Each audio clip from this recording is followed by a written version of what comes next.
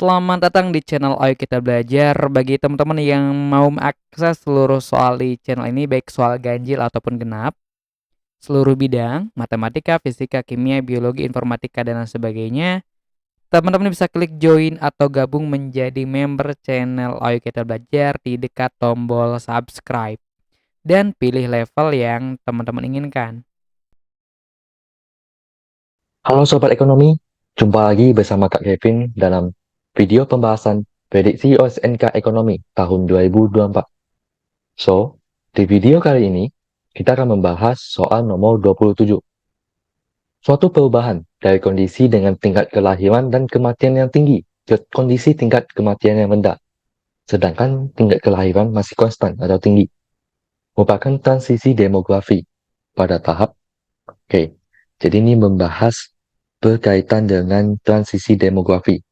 Nah, transisi demografi itu merupakan suatu perubahan dari kondisi tingkat kelahiran dan kematian yang tinggi ke kondisi tingkat kelahiran dan kematian yang rendah.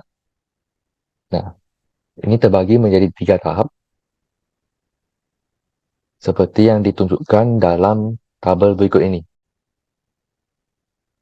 Nah, jadi dalam grafik ini, ada 3 tahapan dalam transisi demografi, yaitu tahapan 1, 2, dan 3.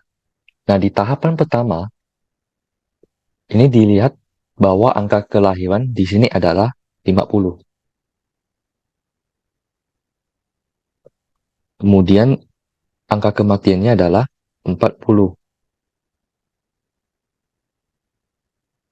Kemudian di tahapan kedua, yaitu di tahap kedua ini, kelihatan bahwa angka kelahiran itu masih konstan, masih 50. Sedangkan angka kematian itu turun menjadi 20. Dan di tahap ketiga, angka kelahiran turun menjadi sekitar 25. Sedangkan angka kematian juga turun, namun dia lebih konstan. Karena turunnya itu udah tidak seperti yang di tahap 2 sebelumnya. Kalau di tahap 2 ini kan turunnya drastis dari 40 ke 20. Sedangkan di tahap ketiga, turunnya itu hanya lebih kecil angkanya. Misalkan dari 20 menjadi 18.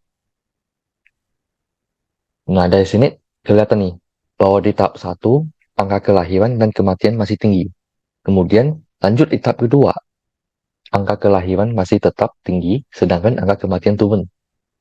Kemudian di tahap ketiga, angka kelahiran mulai turun.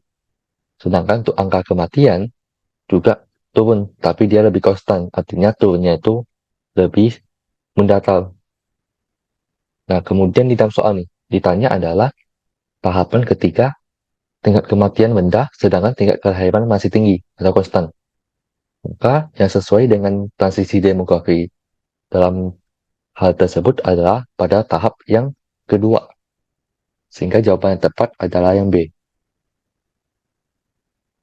Oke, sekian pembahasan untuk soal nomor 27. Kita jumpa lagi di pembahasan soal-soal berikutnya.